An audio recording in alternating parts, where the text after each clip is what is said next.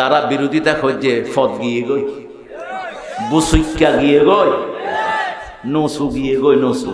বড় কষ্ট করে আপনারা একটা মাহফিল সাজিয়েছেন।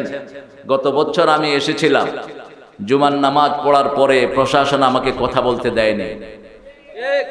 তো দোষটা প্রশাসনের না, আমাদের প্রিয় কফিল বলেছে দোষটা হলো কিছু পুটকা নেতা, কিছু ছাগল মার্কা নেতা আছে না নাই, এরা আবার মুসলমানও পরিচয় দেয়।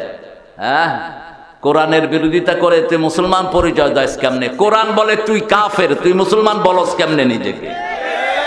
কোরআন যারা বাধা দেয় এরা কি? জোরে বলেন, কোন সূরায় আছে কথাটা?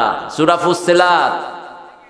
وقال الذين كفروا لا تسمعوا لهذا القرآن والغوا فيه لعلهم تغلبون। তোমরা কোরআন যেখানে হয় কাফেররা বলে কোরআন শুনো না, লা তাসমাউ হাদাল কোরআন, কোরআন শুনো না। কার কথা? কার কথা? আল্লাহর কথা। অলগাও ফিয়ে, হট্টগোল করো, প্রশাসনদের লেলায়া দাও, অমুক এমপি সাহেবের লেলায়া দাও, অমুক পান্ডারে লেলায়া দাও, যাতে কোরআনের মাহফিল হতে না পারে। আল্লাহ আমাদেরকে কোরআনের জন্য কবুল করেন। ফিকুয়ার মাটি, কোরআনের গাটি, আল্লাহ কবুল করেন। যারা বিরোধিতা খুঁজছে ফদ গিয়ে গই, বুসুইকা গিয়ে গই, নসু গিয়ে গই, নসু। আরেকজন বলেছিলেন আমাকে নাকি পেকুয়াতে আসতেই দিবেন না, তিনারে র্যাবে হাই ফেলাইলে, র্যাবে তারে লই গিয়ে গই, কয় বাজি তুই ন থাক কারত, কোরআনের ফাঁকিরে আইব যাইব, তুই ন থাক। কোরআনের সাথে যারা গাদ্দারি করেছে দুনিয়াও শেষ, আখেরাতও শেষ। পেটে কোরআন নিয়ে একটা নোংরা জায়গাতে তুই গিয়ে উপস্থিত হয়েছিস।